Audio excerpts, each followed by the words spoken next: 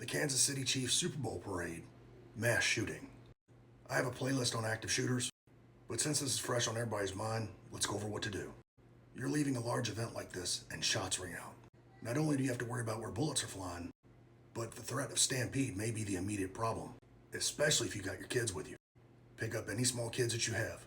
Everybody holds hands.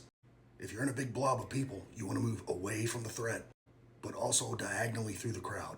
Usually that's the quickest way to get out of that pile of people. In a suburban-like area, you'll be able to hear where the shots are coming from. But if it's somewhere like downtown Chicago with lots of high-rises, the echo makes it very difficult to pinpoint the shots. The movie Heat demonstrates this phenomenon. You want to try to move cover to cover. Cover is something hard that stops bullets. You're probably moving back to your car. Do you have a first aid kit in your car? If you know me, you know I talk about what is, not what should be. Modern first aid kits should have Narcan and a tourniquet added. These are the times we live in. My tourniquet's set up and ready to go. Could you put one on someone else if you had to? Could you put one on yourself? This is one for a child. Could you put one on your child to save their life? The first time messing with these should not be when you're in an emergency. Hitting the home button 5 times on your phone will send out an SOS signal. Have all that set up beforehand.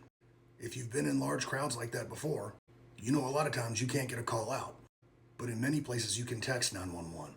If you can get a location and description of the bad guy, even better. And you can talk and run at the same time. They had 1 fatality and 20 injured.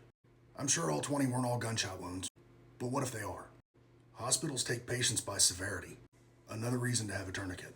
From experience, police responding to the scene usually don't have a good idea who the good guys and the bad guys are. So unless you're under imminent threat, if you're carrying, I'd keep it concealed. I've had to use tourniquets before on bad car accidents, so they're not a bad idea to have, especially if you're the kind of person that'll jump in there and help out. I've put some tourniquets in my car emergency kit in my Amazon store. I'm also tagging a brother officer in the captions. He's gone over all this before, and he has a lot of solid content. Please give him a follow. Be aware and be safe.